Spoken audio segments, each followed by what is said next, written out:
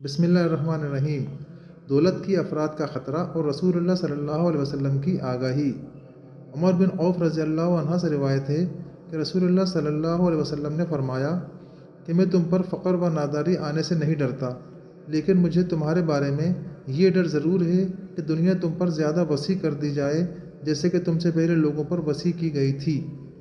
फिर तुम इसको बहुत ज़्यादा चाहने लगो जैसे कि उन्होंने इसको बहुत ज़्यादा चाहा था और उसके दीवाने और मतवाले हो गए थे, और फिर वो तुमको बर्बाद कर दे जैसे कि इसने उन अगलों को बर्बाद किया।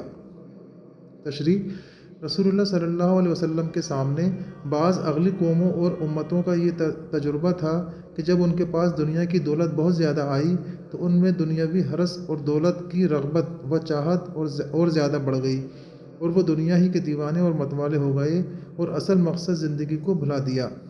फिर उसकी वजह से उनमें बाहम हसद व बुग़्ज़ भी पैदा हुआ और बिला आखिर उनकी इस दुनिया परस्ती ने उनको तबाह कर दिया। आप हज़रत सल्लल्लाहु अलैहि वसल्लम को अपनी उम्मत के बारे में इसी का ज़्यादा डर था। इस हसद में आपने अज़राए शफ़क़त उम्मत को इस ख़तरे के से आगाह किया है और फरमाया है कि तुम पर फ़क्र व नादारी के हमले का मुझे ज़्यादा डर नहीं है, बल्कि इसके बरक्स तुम में बहुत ज़्यादा दौलतमंदी आ जाने से दुनिया परस्ती में मुब्तला होकर तुम्हारे हलाक व बर्बाद हो जाने का मुझे ज़्यादा खौफ और डर है।